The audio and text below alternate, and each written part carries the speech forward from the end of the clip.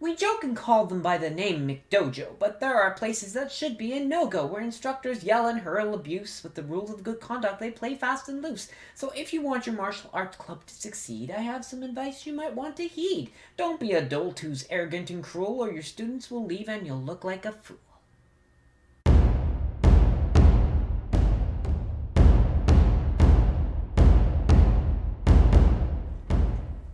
Hey friends, I'm getting on a plane in a little bit. Been up early, but I wrote a really cool poem, and so that's what I did. And I read it off of paper because it's 8 lines, and I'm too tired to memorize today. But I wanted to talk a little bit about some tips for being a good martial arts instructor, for being a good club organizer, for just generally having a good club. And if you're an instructor, you don't want to have a McDojo atmosphere. And what do I mean by McDojo? Well, a lot of times instructors will talk about that.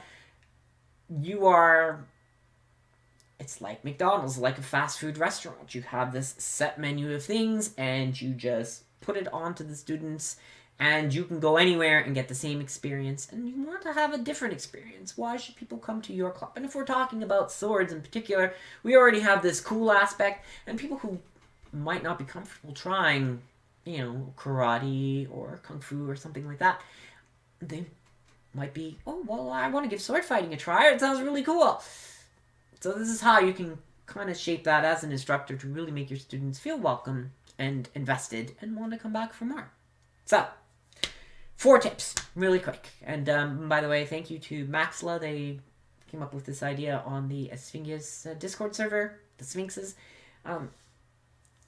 More was supposed to be about talking about how you go from being student to instructor, but it sparked the poem, and it then sparked, these 4 tips. Right. To try and keep it short. Number 1, care about your students. You don't have to become their friends specifically, but their well-being should be your concern. Okay? Care about them.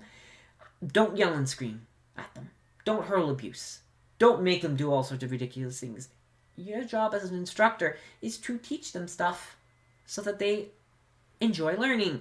Your job is not to be a dictator with sycophants. Okay? When we talk about McDojo, sometimes you see that in certain places. This cult of personality. I'm the boss and what I say goes. No, you gotta care about your students. Okay? You gotta care about what they're going through. And you have to adjust your lessons because sometimes people might not be physically able. I don't necessarily mean out of shape. I mean some people might have problems. If you get older students, they might have joint issues. They might have mobility issues. You've got to adapt for your students. So you got to care about what they go through. And, if someone can't do something too many times because maybe they've had a wrist injury in the past and it just really starts to tire them out, don't yell and scream and push them to do more repetitions, more cuts, more footwork. Just tell them, okay, you got to pace yourself. Don't injure yourself in class, okay? That's important. So number 1, you got to care. You've got to care about your students' well-being. 2, give them what they're paying for. If they are in a sword class to learn how to sword fight, try to have a sword in their hands as much as possible. This kind of trails back to the last video I did where I talked about the warm-up and how you can use it as a workout. And when I run a warm-up, it's all about swords. And so at our club, Fellowship of the Sword here in Calgary,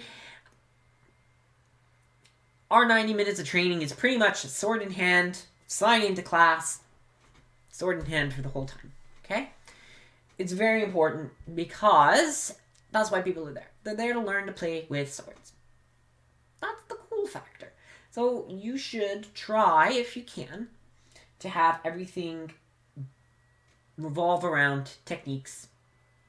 Make games, training games, things like that. But try and have a sword.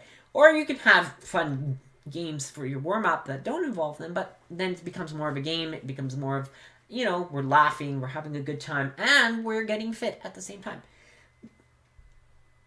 HIIT training and push-ups and all these things are great, but they can be done at other places. There are a lot of great personal trainers up there. Get one of those if that's, if you want to really work on your fitness. But some people just want to swing a sword for 90 minutes a week. and have fun and learn some stuff, and oh, it's cool to learn, and I just have some fun with it. And they're not going to tournaments, and they're not going to, as my co-instructor Dave would say, have to defend themselves in the Walmart parking lot. That's not going to happen. Or the Asda parking lot. As the case may be, depending on where you're watching from. Okay, so give them what they're paying for. Structure every part of the class. If it's about swords, try and put a sword in the hand as much as possible. Okay. 3, listen to what they want to learn about. And their opinions matter. Just like your comments help shape the content of the channel, the opinions of your students should help shape the content of your lessons. Talk to them. Ask them if they're enjoying class. Did they have fun today? Do they have questions? What do they have questions about what they were learning? Because that leads to more training opportunities, more content that you can put into your curriculum, and then they feel valued because you listen to them. And if they feel valued, they keep coming back. What? What do you mean? Students are supposed to have a good time and enjoy themselves and feel like they're important? Yeah. Because that's what gets them to come back. That's what gets them to bring their friends. That's what helps you have a stable core group of members at your club instead of being a revolving door constantly trying to get new members. Now, people have life things that come up. People do have to move on. So you're never going to have 100% retention. You always have to work on recruiting. Okay? But if you make people feel valued by listening to them, caring about them, giving them what they're paying for, that's all going to work. But the 4th point that really ties into everything is you have to ensure that your class is a safe space. So you as an instructor can't be abusive. You as an instructor can't push people to their breaking point, past their limits, right? I hear about physical trainers whose job is to work you until you throw up to see what your limits are, and I hate that, okay? Now, if that's your style of instruction and people are okay with it, fine. But that's not my style of instruction, and I would not train with anyone who wants to push me to breaking. People are here to have fun. They want to know that they're in a safe space. They want to know that they can have fun and they're not going to be abused physically, mentally. People aren't going to make inappropriate jokes. People aren't going to threaten them, push them around, aren't going to be inappropriate in sparring, aren't going to be too aggressive, are going to understand that everyone is different and that they have to respond differently to different people in the club. Okay? This means having a code of conduct. It means that everyone has to read it and sign it. This means if there's a problem, you take that person aside and you work on it right away. And if that person does not improve and continues to make inappropriate comments or is too aggressive or whatever the situation may be, out they go. It's just a joke is not an excuse. I didn't realize it's not an excuse.